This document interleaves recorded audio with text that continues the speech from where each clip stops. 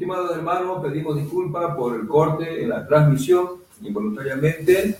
Es un asunto que escapa a nuestro control, el servidor del internet lo cortó el servicio, pero lo hemos habilitado otra vez. Así que seguiremos nuestros comentarios sobre el capítulo 1 de Lucas. El versículo 13 de este capítulo me impresionó especialmente porque el ángel le está diciendo a Zacarías: tu ruego ha sido oído favorablemente. Esto me hace deducir que Zacarías estaba consciente del problema que tenía. Había pensado mucho en su situación. Él era viejito, su esposa era estéril, también ancianita, no tenían un hijo. Era muy similar a lo que pasaba con Abraham. Abraham no tenía también hijo, y él pensaba que una persona extraña a su familia iba a heredar las cosas. Tal vez los pensamientos de Zacarías eran los mismos. Así que él oraba a Jehová para una solución a su problema. Sin embargo, cuando hubo la respuesta a su oración, y el ángel está diciendo que tu ruego ha sido oído favorablemente, él se mostró escéptico. Probablemente a nosotros también nos parezca que la respuesta que Dios da a nuestras oraciones no es así. No confiamos en que de esa manera Dios está respondiendo a nuestras oraciones. Realmente tenemos que ser muy perspicaces y entender de qué manera Jehová contesta nuestras oraciones. En el caso de Zacarías, la solución al problema que él tenía le sorprendió. Pensaba tal vez que de otra manera iba a ser contestada su oración. Pero Dios tiene su manera de hacer las cosas, y esa manera le sorprendió sobremanera a Zacarías, y por eso se resistió en creer, y el ángel se sintió ofendido. Como dice en el versículo 19, le dice: yo soy Gabriel, que estoy de pie cerca y delante de Dios, y fui enviado para hablar contigo y declararte las buenas nuevas de estas cosas. O sea, meditando un poco, tenía Gabriel un gran privilegio. Estaba, como dice él, de pie, cerca, delante de Dios, lo había escuchado a Dios, lo veía a Dios y lo había enviado. Era una persona muy importante, Gabriel, un ángel prominente. Y sin embargo, Zacarías estaba desconfiando de él. Así que, desde mi punto de vista, parece que se sintió ofendido por no haberle creído. Y se puede ver que tenía gran autoridad este ángel, porque le dijo: quedarás mudo por no creerme. Bueno, muchas veces ocurre eso. Como ya se ha comentado, estamos muy acostumbrados a la palabra de Dios, estamos frecuentemente orando, y cuando nos viene una cosa, una manera como Dios maneja las cosas, nos sorprende, nos hace escépticos muchas veces. Bien, otro detalle que quizás ustedes quieren comentar sobre el mensaje mismo que le dijo el ángel sobre el niño que iba a nacer. Bueno, David. Aquí habla sobre la misión que Juan iba a tener, ¿no? Porque le dice que iba a hacer que muchos de los hijos de Israel los volverá a Jehová. Uno se pregunta, ¿cómo lo iba a volver a Jehová? ¿Acaso no era la nación de Israel una nación dedicada a Jehová? ¿No era la nación de Israel la que tenía las leyes que Jehová había dado? No tenía el templo, no tenía un sistema de adoración para que Jehová había dejado para que los israelitas adoren al único Dios verdadero, Jehová. Y en cambio aquí dice,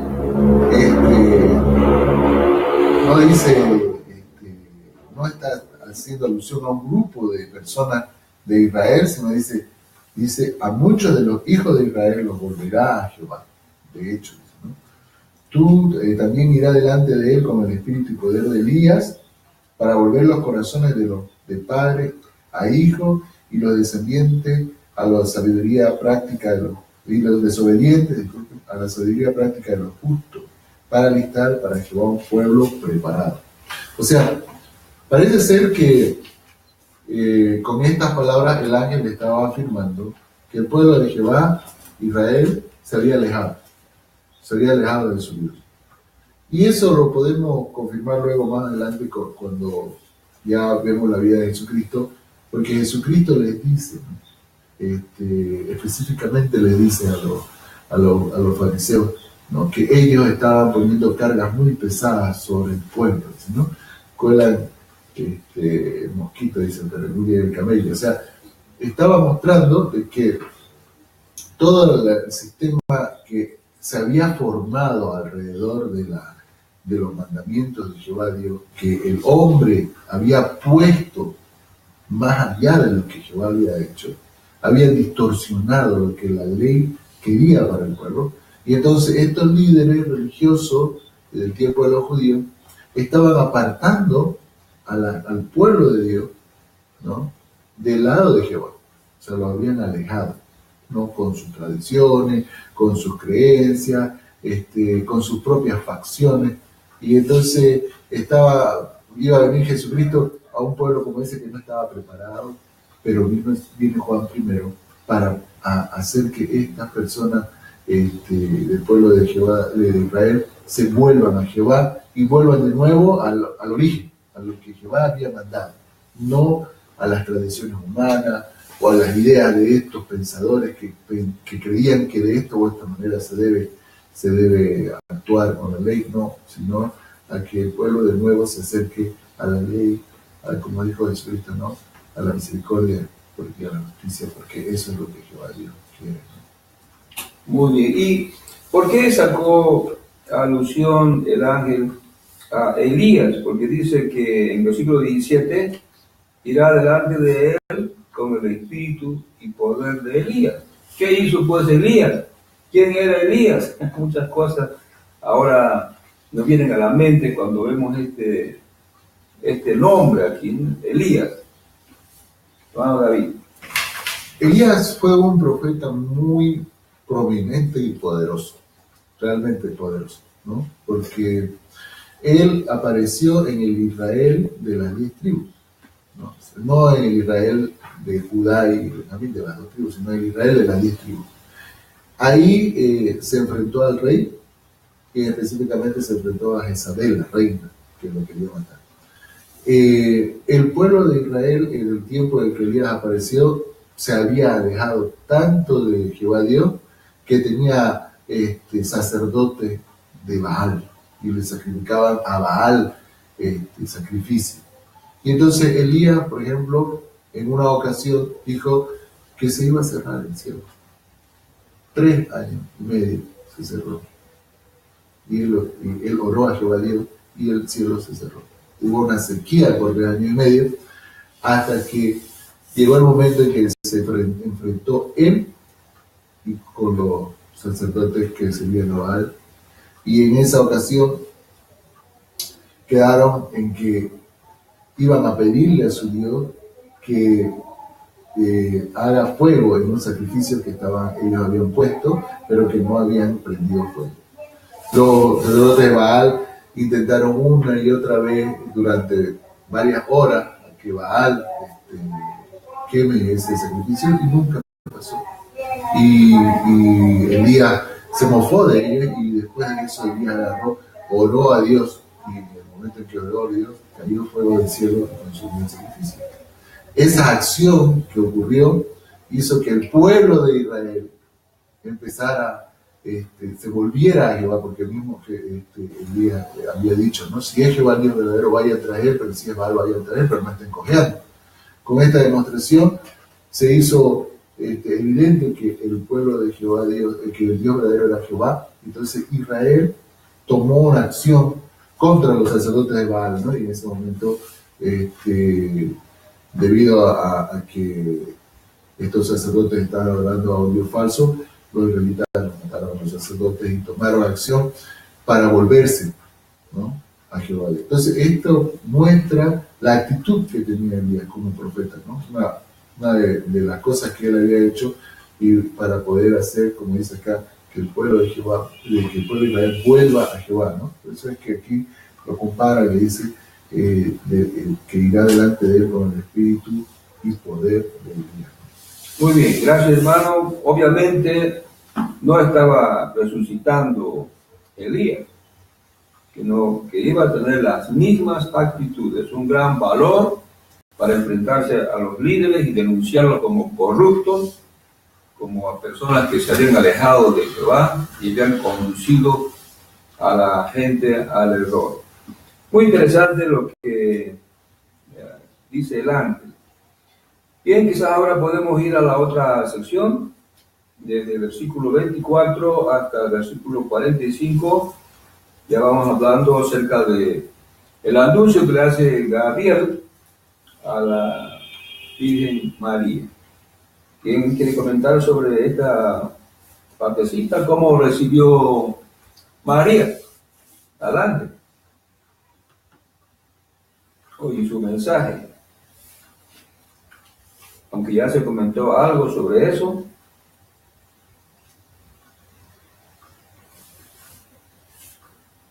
Hermano David.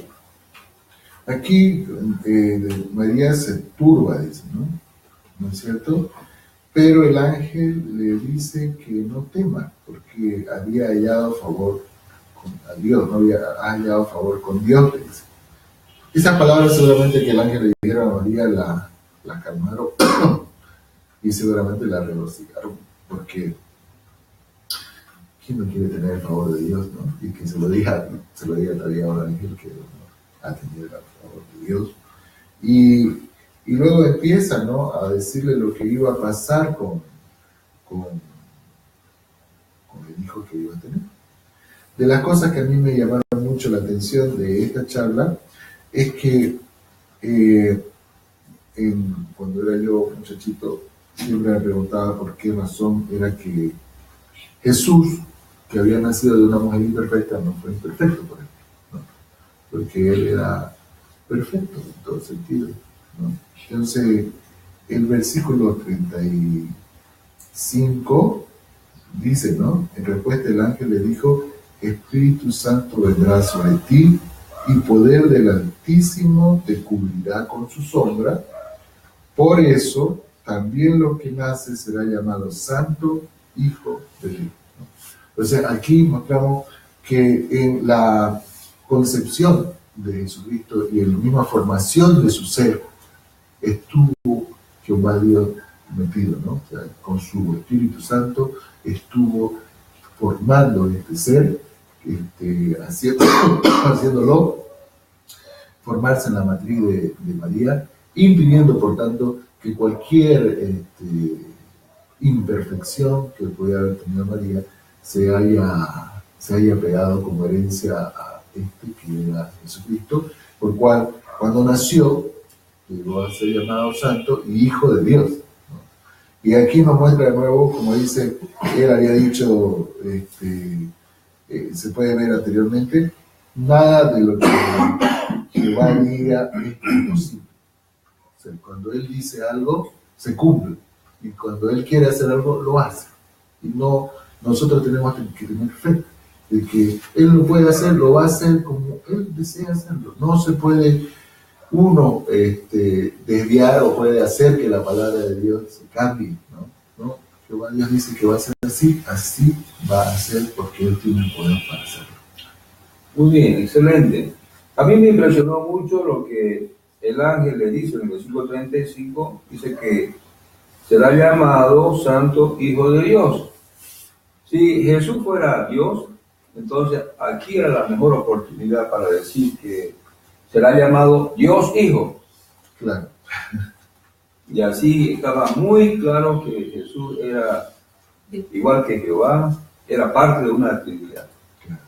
Pero no es lo que dice la Biblia. No dice que Jesús será llamado, que el niño será llamado Dios Hijo, sino Hijo de Dios. Bueno, este es un detalle interesante, ¿no? Que el tema es mucho más profundo sobre el asunto de la Trinidad. Otra cosa, en el versículo 33 también me impresionó mucho cuando dice que este niño va a reinará, dice el ángel, sobre la casa de Jacob para siempre y de su reino no habrá fin. Es interesante que la traducción del lenguaje actual, o para todos, en este versículo lo dice de otra forma. Vamos a buscar a Lucas 1 y versículo 33 y se los voy a leer. ¿Ese qué versión? Capítulo 1 Versión de Lucas, versión la Biblia para todos o del lenguaje actual, y versículo 33. Ya. Dice acá: gobernará a la nación de Israel para siempre, y su reinado no terminará nunca. Bueno, en realidad no es que haya gran diferencia, porque la expresión la casa de Jacob es eso, prácticamente la nación de Israel.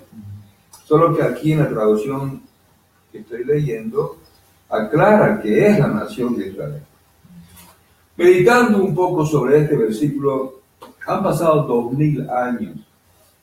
Israel nunca reconoció a Jesús como el Mesías. De hecho, en el tiempo en que se enfrentó a Jesús a Pilato, la gente dijo: no tenemos más rey que el César. Y lo acusaron a Jesús de hacerse rey. Y en realidad murió acusado de ser un subvertor, ¿no? Hace que el pueblo se rebelde. O sea, en otras palabras, la nación de Israel lo despreció y lo mató a Jesús. O sea, no se cumplió estas palabras en el tiempo en que Jesús apareció. Ya han pasado siglos, ya en realidad son 2 milenios. Hasta ahora la nación de Israel no tiene ninguna intención de reconocer a Jesús como su rey. Y en cambio el ángel dice: reinará sobre la casa de Jacob para siempre y de su reino no habrá fin. Y como dice este versículo en esta traducción, dice: y su reinado no terminará nunca. Nunca ha sido Jesús rey sobre Israel estos 2000 años. ¿Qué quiere decir? ¿Acaso ha fallado esta profecía del ángel? En realidad es una profecía de Jehová, ¿no? Porque el ángel ha escuchado la voz de Dios y ha traído un mensaje que tiene que ver con el futuro de lo que haría la nación. O sea, ¿qué es lo que estamos entendiendo mal en este pasaje? Puede ser que haya un error en la interpretación que le estamos dando a esto, así como lo leemos. No se cumple en la nación de Israel. Entonces, ¿en quién se cumple? Es la pregunta, ¿no? Hermano David. El apóstol Pablo habló acerca de este asunto diciendo que en realidad había un cambio en la nación de Israel, ¿no? El entendimiento de lo que era la nación de Israel. ¿Se me puede facilitar? Romanos capítulo 2, versículos 25 al 29, ahí Pablo explica que el ser israelita no viene ya de descendencia carnal. Sí, él ahí, digamos, está explicando básicamente que él Romanos capítulo 2, versículo 25 hasta el 29. Quizás queremos leer, hermano Juan, por favor.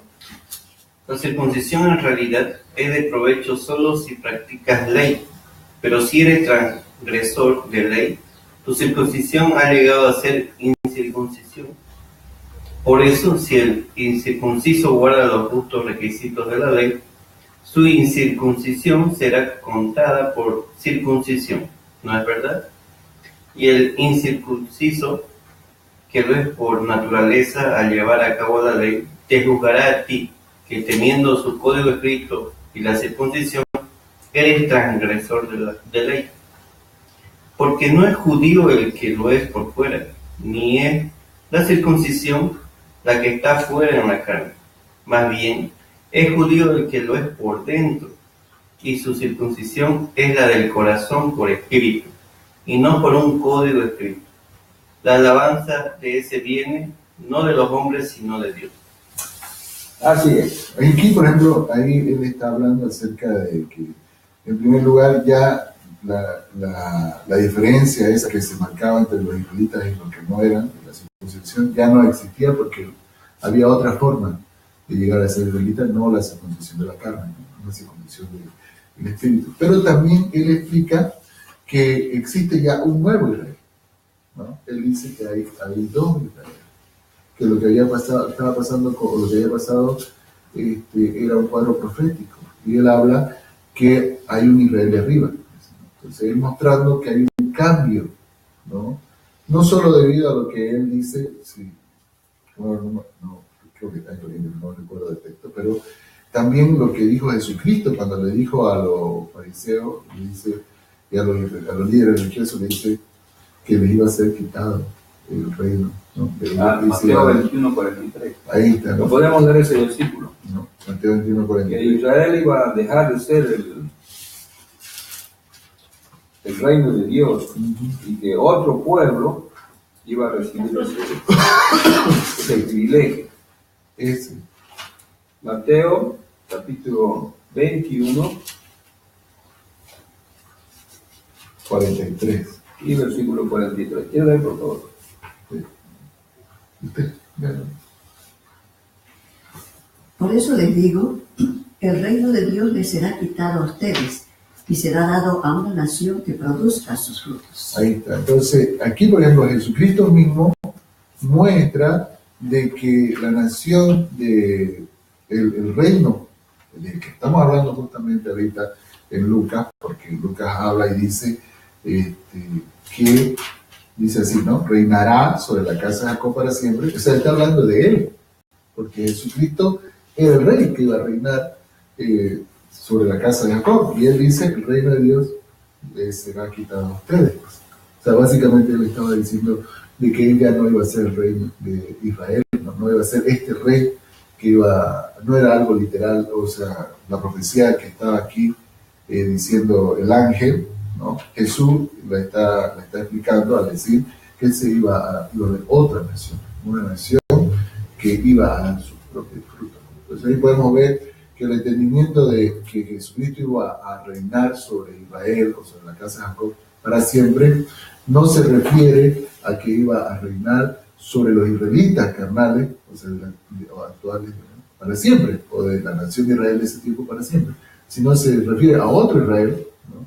Que como dice acá, que iba a producir los frutos que valgan, que produzcan, ¿no? Así es. El apóstol Pablo, en la carta a los Hebreos, capítulo 3, y versículo desde el 5 hasta el 6, 5 y 6, explica que los discípulos de Jesucristo son la nueva nación, la casa de Dios ahora.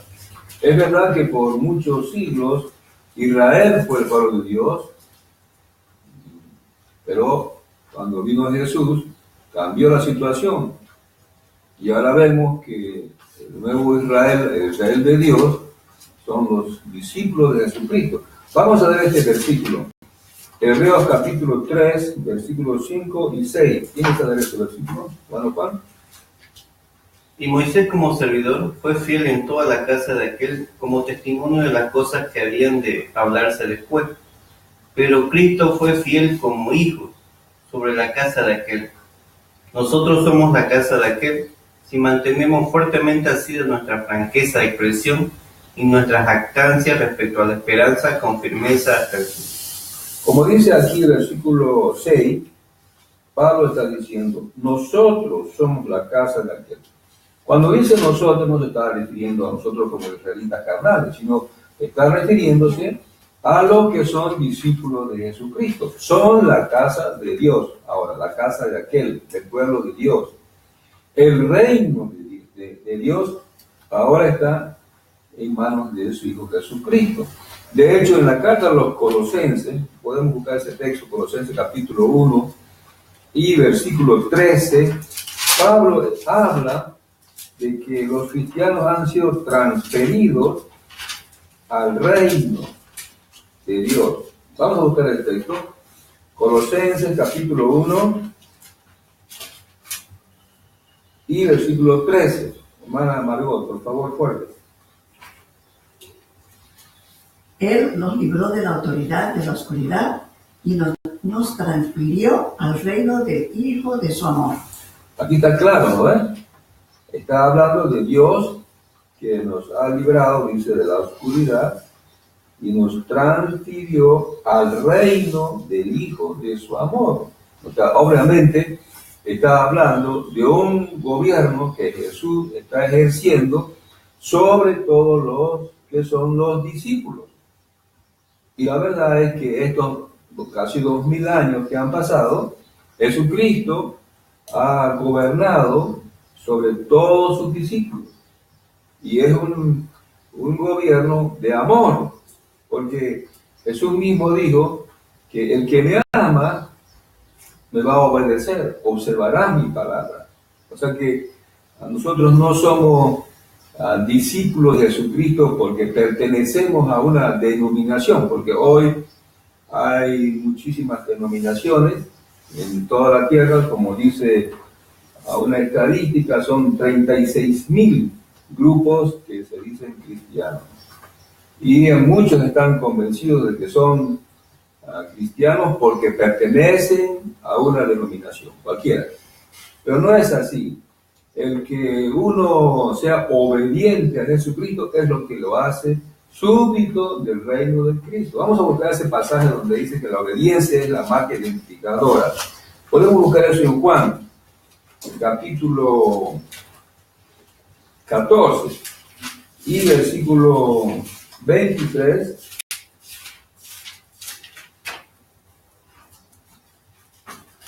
Y 24. ¿Quién desea ver este versículo? Juan, capítulo 14, versículo 23 y 24, hermana Raquel. En respuesta Jesús le dijo: si alguien me ama, observará mi palabra, y mi Padre lo amará, y vendremos a él y haremos nuestra morada con él. El que no me ama, no observa mis palabras, y la palabra que ustedes oyen no es mía, sino que pertenece al Padre que me ha enviado. O sea, obviamente, el amor que nosotros desarrollamos por Jesucristo hace que nosotros seamos obedientes. En realidad nos estamos haciendo súbditos del reino de Dios, ¿no? Porque Jesús es el que gobierna y su palabra para nosotros es la ley. Porque Dios nos ha dicho que escúchenle. También en una profecía dice: el que no escucha a este profeta será completamente destruido dentro del pueblo. Entonces, obviamente, cuando es uno un discípulo de Jesucristo verdadero, cuando es obediente, y esa obediencia no es a regañadientes, sino es por amor, y ese amor que le sentimos a Jesús nos hace obedientes, y eso es lo que le gusta tanto al Padre. Por eso dice Jesús que el Padre lo amará. O sea, vemos que hay un vínculo de amor muy grande entre Jesús, entre sus discípulos y entre Jehová.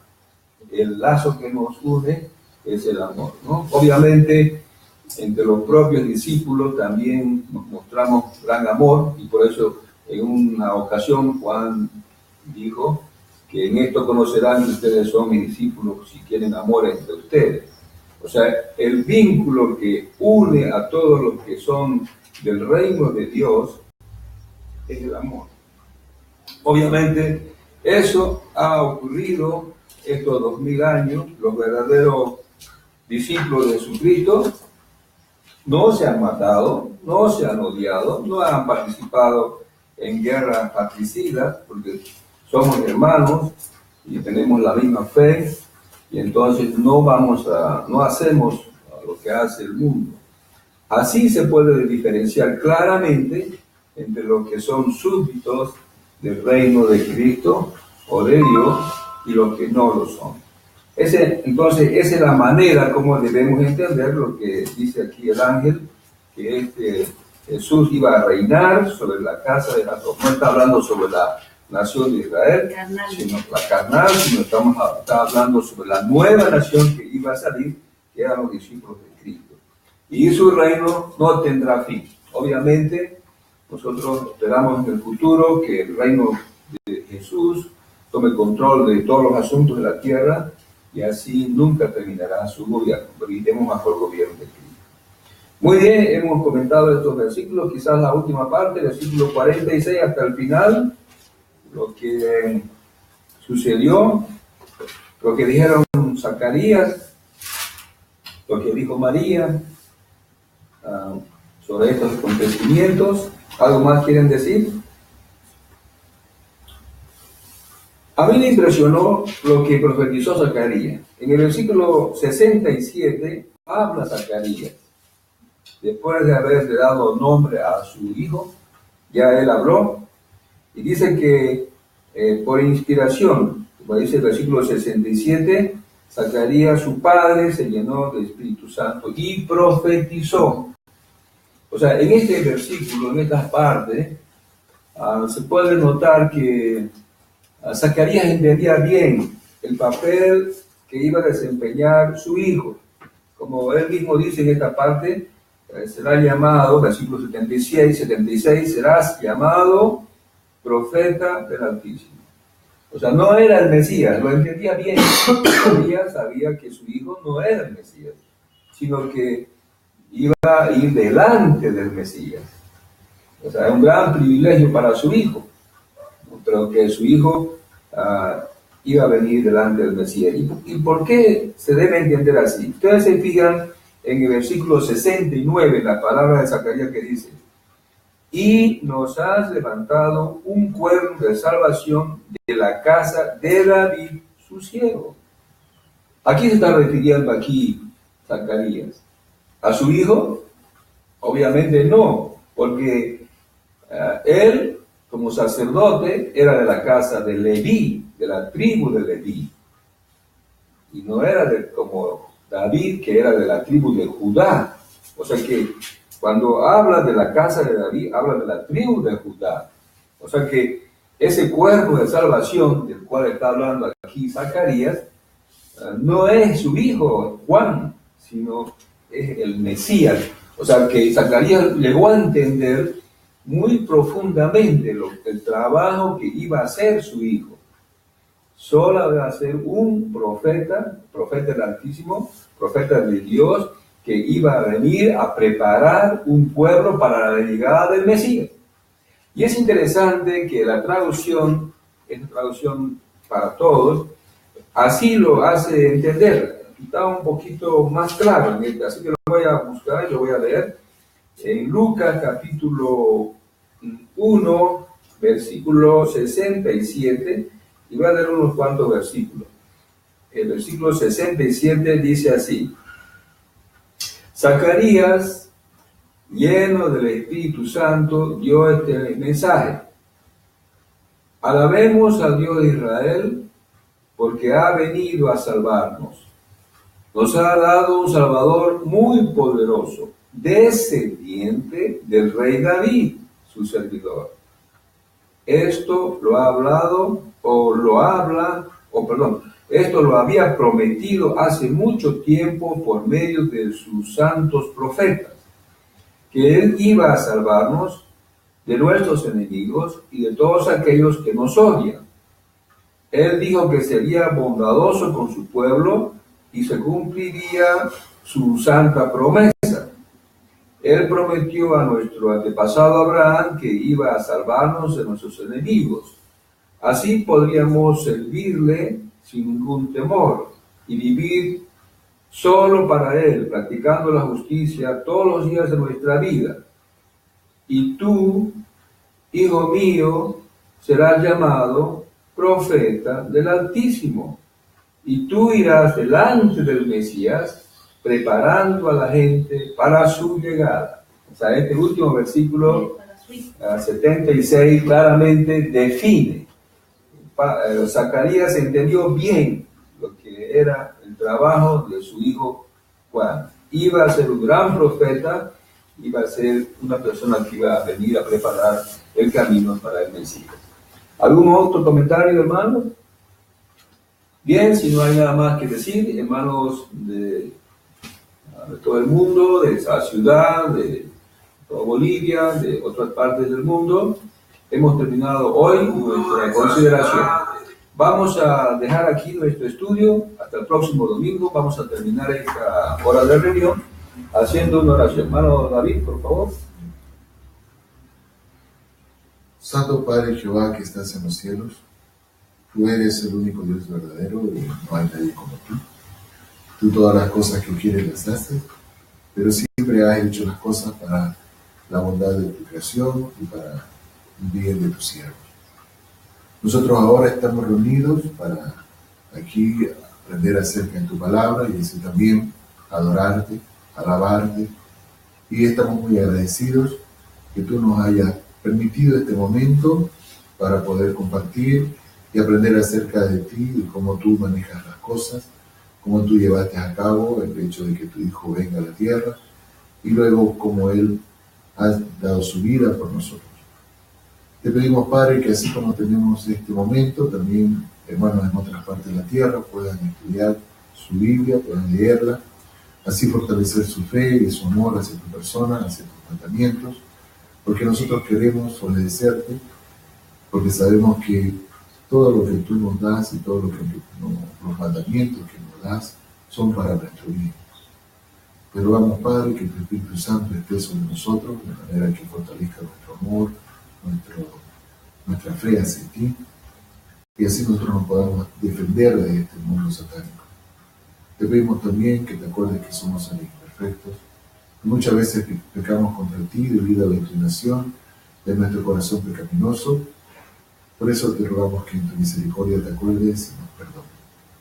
Rogamos por los hermanos que están en otra parte de la tierra, que quizás están pasando dificultades, quizás emocionales o quizás enfermedades económicas o de cualquier otra índole, que tu mano se abra y también nos proteja y nos ayude.